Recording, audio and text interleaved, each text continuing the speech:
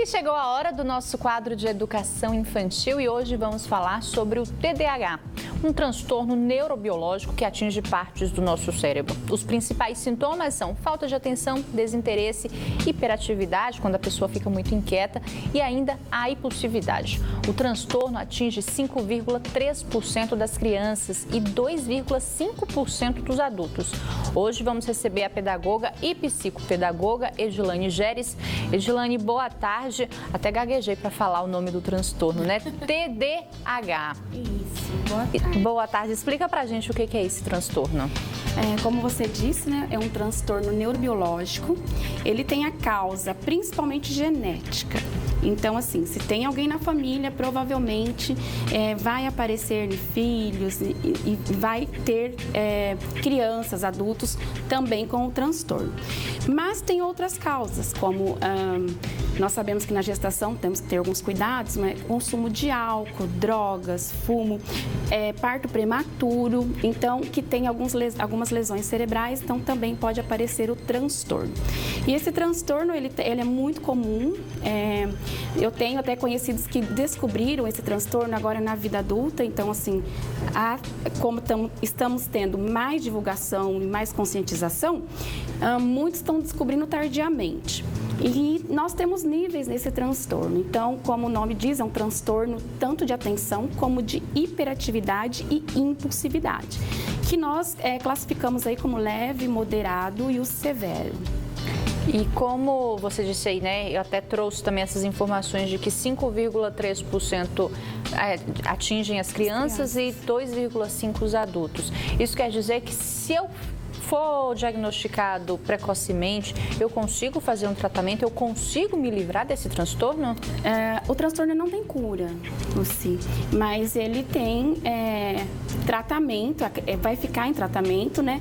Só que quanto mais precoce nós diagnosticarmos, melhor lidar com isso, porque a criança vai passar na sua vida de criança, adolescente, por muitas dificuldades e não vai entender o que está acontecendo. É o que normalmente, quando se tem o diagnóstico na vida adulta, depois compreende algumas dificuldades que tinha na infância, que tinha na idade escolar, por exemplo, porque é onde aparece mais problemas, mais defasagem, e aí começa a entender por que tinha aquelas complicações. A partir de que idade eu consigo perceber que a criança tem esse transtorno? Normalmente, a partir de 5 anos, a gente já consegue um diagnóstico, porque precisa passar também por uma equipe multidisciplinar. Então, um neuro ou um neuropsiquiatra, um psiquiatra, ele vai fazer os exames, mas ele também pede avaliações para outros especialistas, como o psicopedagogo, para um psicólogo. Então, a gente vai fazer várias avaliações também para ver se não é um outro transtorno, né? O que eu posso observar na criança para até mesmo acender aquele alerta, né? Não, pera lá, essa criança ela pode ter esse transtorno. O que eu posso observar? Normalmente, as crianças são muito desatentas. As mães relatam pra gente na escola e falam assim que o filho é preguiçoso. É muito comum. Meu filho tem preguiça de estudar, meu filho tem preguiça de fazer as coisas, porque o grande problema do transtorno é a organização mental. Então, a capacidade mental dessa criança fica muito complicada, porque ela não consegue focar e terminar as coisas. Então, são aquelas pessoas que começam alguns projetos, começam algumas coisas e elas abandonam, porque a organização mental, para quem tem esse transtorno, é muito complicado. Nós temos a dopamina no nosso corpo, que é onde deixa a gente com muito pique para fazer as coisas. Então, a gente está com um pico de dopamina muito alto. Quem tem TDAH, o pico de dopamina é sempre baixo. Então, essa criança precisa estar muito estimulada para ela começar a fazer alguma coisa. Então, por isso que é muito difícil. Então, desatenção, falta de interesse de muitas coisas, né, de desorganização, afeta também a memória por conta dessa organização. Então, são alguns sintomas que a gente pode olhar para isso, principalmente quando ele entra na escola, que a gente começa a observar. Tem diferença entre o TDAH e o TDA? Nós estamos indo para uma... Não chegou ainda no Brasil, né? Porque a gente não usa o DSM, a gente usa o CID aqui no Brasil ainda, mas não vamos mais tratar como TDA ou TDAH, vai ser sempre TDAH, só que tem os níveis, né? A criança pode ter, quando a gente fala que é leve, ele tem só o transtorno de atenção, que seria o A. Então, é um transtorno mais leve. moderado, ele tem o transtorno de hiperatividade e impulsividade. Não é que ele aquela não... criança que não fica quieta, Exato, que ela você não pede. consegue se concentrar em nada. É muito E esse pode ser um sintoma também, sim, de ficar falta atento de parar, ali. de se concentrar. E o severo, que a gente fala, que é o nível 3, que tem o combinado, onde ele tem tanto o transtorno de atenção como de hiperatividade e de impulsividade. Uma coisa interessante de se dizer é que o TDAH ele não tem agressividade, Lucy. Muitas pessoas acham que a agressividade é do TDAH. Não tem, ele tem essa desatenção, essa impulsividade, que ele não para, por conta de uma coisa que nós chamamos de funções executivas. Por exemplo, aquela brincadeira que a gente vê muito na internet, coloca um doce na frente da criança e fala assim, ó, a mamãe vai ali ao banheiro e você não pode comer, só quando eu voltar. Isso nós chamamos de controle inibitório. O TDAH, por exemplo, não tem isso. Ele não vai conseguir... E deu certo? Aí ele esperou bonitinho. Que legal, tá vendo? Então, nas crianças típicas, isso é desenvolvido no convívio social, nas regras escolares, nas regras familiares. O TDAH, ele não consegue sozinho organizar isso mentalmente. Não é porque ele não quer, não é porque ele é desobediente, é que mentalmente, no cérebro, isso tem uma dificuldade muito grande de organização. E essa impulsividade, ele não consegue controlar. Então, isso é um controle inibitório que as crianças desenvolvem, né, nas regras do dia a dia, e o TDAH a gente precisa ensinar mais vezes isso. Quem tem não consegue se controlar. É. E o interessante é a gente saber essas características, por exemplo, para ajudar. Por exemplo, não posso dar muitas tarefas em casa, na escola, para um TDAH. Não vai conseguir executar. Ele não vai. Tem que ser pequenas ações, um tempo curto, uma comanda muito clara para ele entender, para que ele possa fazer e concluir. Porque quando a gente agrega muitas tarefas e ele nunca termina nenhuma, então vem a baixa autoestima e ele desiste. Então, ele tem aí uma desistência, ele acha que ele não é capaz de fazer. Eu já observei até algumas mães que a gente observa ali no comportamento das crianças, os pais, né, têm uma certa dificuldade de aceitar essa questão, né, que o filho sofra desse transtorno, e isso acaba, de uma certa forma, prejudicando o tratamento dessas crianças, né?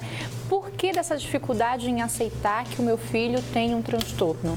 Ainda por conta de rótulos, né, de discriminação, porque ninguém se prepara para ter um filho que tem algum transtorno, Sim. alguma síndrome, algum déficit.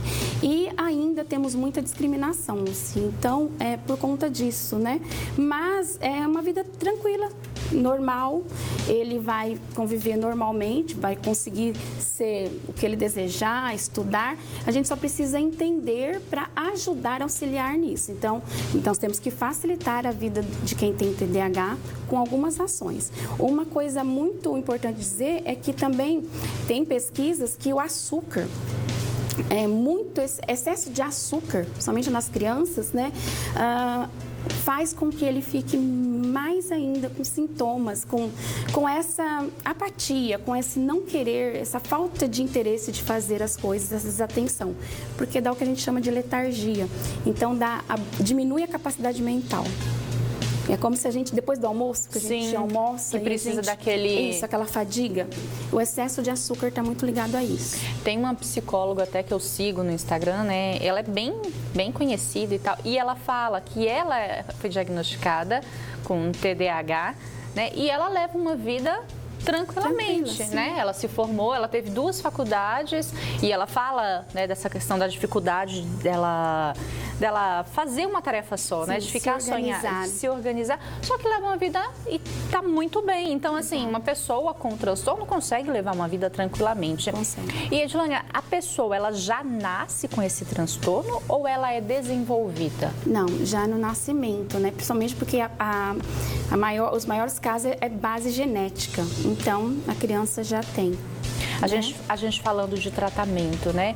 Quanto mais cedo descobrir, melhor. E como é que funciona o tratamento? Já que você disse que é uma doença que você vai carregar para o resto da vida, né? É um transtorno que você leva. Nem todos precisam de medicação, né? O psiquiatra que vai determinar isso, porque tem os estimulantes que dá para essa criança tomar, alguns bem conhecidos, mas não são todos que precisam ter o uso do remédio.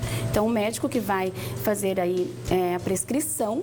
Fora isso, a apoio mesmo, principalmente psicopedagógico, na parte de aprendizagem, psicológico, porque normalmente esses transtornos, eles não vêm sozinhos, eles vêm com comorbidades.